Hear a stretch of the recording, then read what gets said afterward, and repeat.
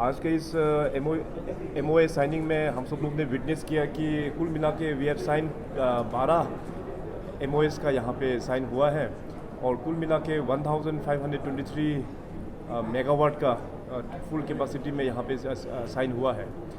इस sign 11,523 megawatt का। तो अभी आने वाला दिनों में अरुणाचल में कुल मिला के ये जो 12 प्रोजेक्ट है, इसमें जो इन्वेस्टमेंट आएगा फ्रॉम वेरियस CPSUs कुल मिला के 1,40,000 करोड़ 1,40,000 करोड़ का इन्वेस्टमेंट अभी आने वाला दिनों में अरुणाचल में इन 12 प्रोजेक्ट के माध्यम से यहाँ पे इन्वेस्टमेंट होगा। तो इससे हमारा अरुणाचल का काफ़ी चेंजेस हम लोग आने वाला दिनों में हम लोग नज़र आएंगे। तो मैं रिक्वेस्ट करेंगे कि हमारा अभी उपस्थित आज के जो हमारा यूनियन मिनिस्टर है, जिनके बदौलत ये हम लोगों को दिन देखने को मिला है, तो सबसे पहले सर आपको बहुत बहुत धन्यवाद। अपना प्राइम मिनिस्टर साहब को भी बहुत बहुत धन्यवाद। हमको लगता है कि देश के विभिन्न राज्यों में जो अभी हाल के वर्षों में निवेश हुआ है, उसमें करीब करीब सबसे बड़ा निवेश होगा या सबसे बड़ा के आसपास निवेश होगा। 1,40,000 करोड़ का निवेश बहुत बड़ा निवेश होता है।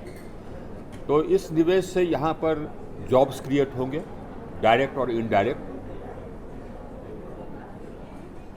इस निवेश के कारण सीधे सीधी सिर्फ फ्री पावर से 3,000 करोड़ प्रति वर्ष का इनकम होगा और जो इसमें उनकी भागीदारी रहेगी उससे करीब 6,000 करोड़ का इनकम, कुल मिला के 10,000 करोड़ प्रति वर्ष का इनकम राज्य सरकार को होगा। और यह तो अभी शुरुआत है। अगर अरुणाचल अपने कुल क्षमता का 60% या आधा भी कर ले तो जो अरुणाचल प्रदेश का बजट है वो दुगुना तीन गुना हो जाएगा। यह तो सरकार के इनकम की बात है। यहाँ पर जितने लोग हैं, जितने परिवार हैं, वो सब लोग अपने यहाँ का पर कैपिटा इनकम पूरे प्रदेश का पर कैपिटा इनकम दुगुना तीन गुना होने वाला है। इसके कारण देश को भी फायदा होगा। यह तो राज्य को फायदा है। देश को फायदा होगा। एक तो 12,000 मेगावाट क्लीन बिजली मिलेगी। हाइड्रो प्रोजेक्ट क्लीन एनर्जी है, ग्रीन एनर्जी है। तो 12,000 मेगावाट ग्रीन एनर्जी में गई, 11,527 जैसे कि माननीय मुख्यमंत्री ने कहा। और यह एनर्जी हमारे एनर्जी ट्रांजिशन के लिए बहुत महत्वपूर्ण है, क्योंकि ये सोलर विंड वगैरह को जो दूसरे रिन्यूएबल एनर्जी है उसको बैलेंस करती है। इसीलिए हाइड्रो बहुत आवश्यक है। हाइड्रो आज के दिन में बहुत ही महत्वपूर्ण सोर्स ऑफ एनर्जी है। ये जो 1,40,000 करोड़ रुपए यहाँ खर्च होंगे, इससे यहाँ बिजनेस को बढ़ावा मिलेगा, इंफ्रास्ट्रक्चर को बढ़ावा मिलेगा, इनकम तो होगा ही। और मेरा तो एडवाइस होगा सभी लोगों से, यहाँ पर देखिए हम लोग प्रायोरिटी देंगे यहाँ के लोगों को नौकरी में। जो काम होगा तो यही के लोग के द्वारा होगा। कॉन्ट्रैक्ट भी देंगे तो उसमें जो कॉन्ट्रैक्ट यहाँ के लोग कर सकते हैं वो यहाँ के लोगों को देंगे। जो बड़े बड़े कॉन्ट्रैक्टर आएंगे वो भी सब कॉन्ट्रैक्ट यहीं के लोगों को देंगे। यहाँ का पर कैपिटा इनकम जल्दी ही दुगुना तीन गुना होने वाला है। ये 12,000 मेगावाट, इसके बाद फिर और भी कुछ हम बताएं ना, 52,000 मेगावाट में से 12,000 मेगावाट ये है। करीब 4,000-5,000 मेगावाट निर्माणाधीन है, तो 17,000 मेगावाट ही हुए। 1,000 मेगावाट, 1,115 मेगावाट अभी कमीशन है, 18,000 मेगावाट में 34,000 मेगावाट का अभी भी कैपेसिटी बचता है। इसी से 10,000 करोड़ का इनकम हो रहा है प्रति वर्ष। वो अगर हार्नेस कर लेंगे तो स्टेट का इनकम कहाँ जाएगा, आप जरा सोचिए। इससे रोड्स बेहतर बनेंगे, स्कूल बेहतर बनेंगे, अस्पताल बेहतर बनेंगे, प्रॉस्पेरिटी है। कुल मिलाकर के मेरा तो मानना है कि अरुणाचल प्रदेश अपने हाइड्रो क्षमता का ही उपयोग कर ले तो यह देश का सबसे अमीर प्रांत हो सकता है। यह इसका फ्यूचर है, यह इसका पोटेंशियल। मैं तो अप्रिशिएट करना चाहूँगा, मैं माननीय मुख्यमंत्री जी के और चौनामी माननीय मुख्यमंत्री जी के फोर साइटेडनेस और विजन के लिए बधाई देता हूँ। अब उन्हीं के कारण ये संभव हुआ। देश को और प्रदेश को जो नेचुरल रिसोर्सेज हैं तो पहले से रहते हैं, लेकिन उसका उपयोग करने के लिए जो विजन चाहिए वो यहाँ के लीडरशिप में है।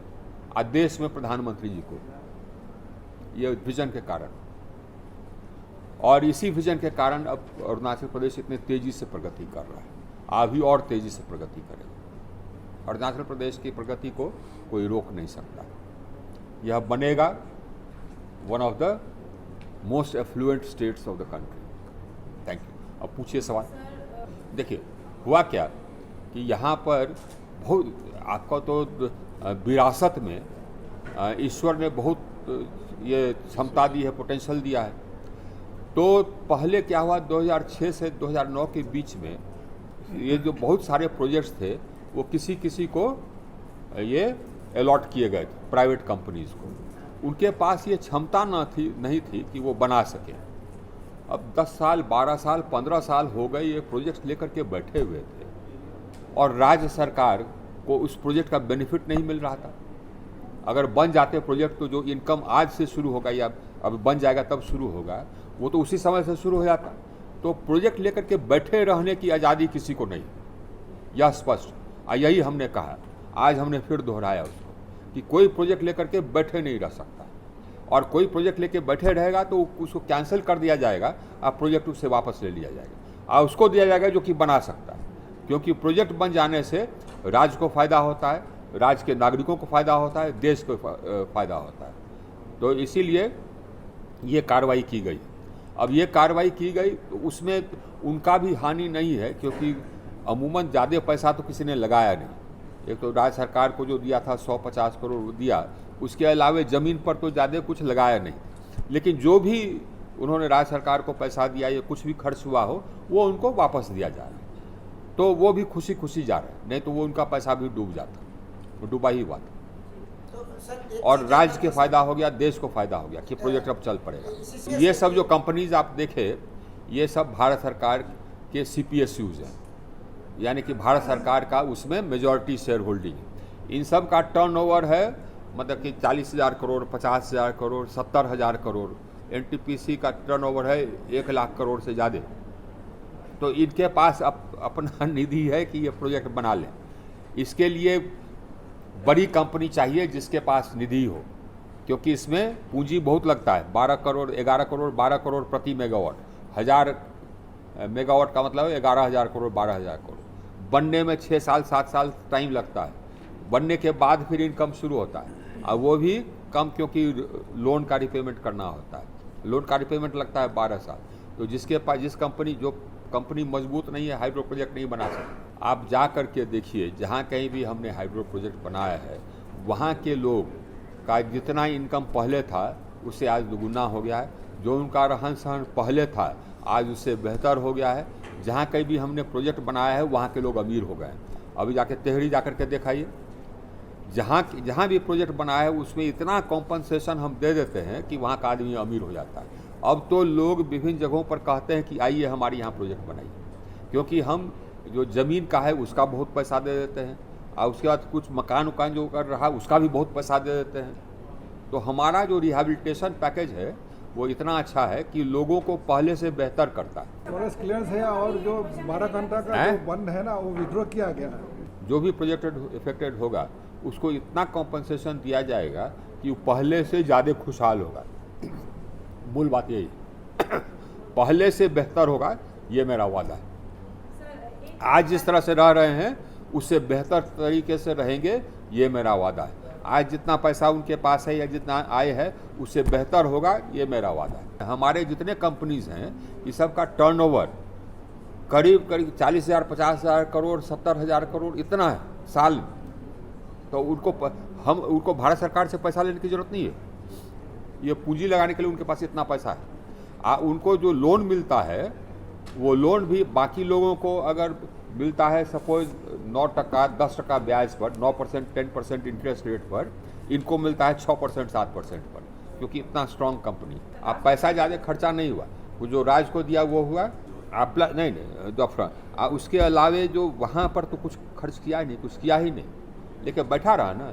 ये तो उनको गनीमत मानना चाहिए कि वो भी पैसा हम लौटा दे रहे हैं, क्योंकि इतना साल लेकर के बैठा प्रोजेक्ट, उसका हर्जाना कौन देगा? इतना साल जो राज्य सरकार को इनकम नहीं हुआ, उसका हर्जाना कोई देगा ना? हम नहीं ले रहे हैं, यही गनीमत। तो सर अपफ्रंट मनी को राज्य सरकार घुमाएगा ना सेंट्रल गवर्नमेंट घुमाएगा? अरे अपफ्रंट मनी तो सीपीएसयू दिया उसको, लेकिन हम उस पर सूद नहीं दे रहे, ये लौटा रहे हैं, यही बहुत है। हमने कहा ना, लेकर के 10 साल बैठा और राज्य सरकार को घाटा हुआ, उसका कौन भरपाई करेगा? कुल मिला करके फ्री इलेक्ट्रिसिटी का प्रावधान है 12%, है ना? वो उसका वैल्यू जोड़ लीजिए तो 3000 करोड़ आता है प्रति वर्ष। सोचिए 2006 में जो अलॉट हुआ, तब से तो अलॉटेड था उसको। कहाँ थे आपके एसोसिएशन उस समय? अलॉटेड था, पूरा फॉरेस्ट क्लियरेंस हो गया, टीसी हो गया, कहाँ थे वो लोग? ये 15 साल बाद बात कर रहे हैं ना। उसी प्रोजेक्ट को ना बना रहे हैं जो कि पहले से अलॉटेड था, बनना था, नहीं बना। नहीं, देखिए प्रोटेस्ट करना सबका डेमोक्रेटिक राइट है, कर सकता है, लेकिन देखिए वो हम लोग MOU करने का बाद इसमें 12 प्रोजेक्ट्स में कई प्रोजेक्ट्स लोगों का एडवांस स्टेजेस में है, कुछ लोगों का फॉरेस्ट क्लियरेंस हुआ, कुछ का नहीं हुआ, और कुछ का कुछ TEC क्लियरेंस ज़्यादातर का हो गया। तो जहाँ अभी आपका पब्लिक हियरिंग जो प्रोजेक्ट में बाकी है, डेफिनेटली उसको तो पूरा पब्लिक का कॉन्फिडेंस लेके ही आगे बढ़ेगा।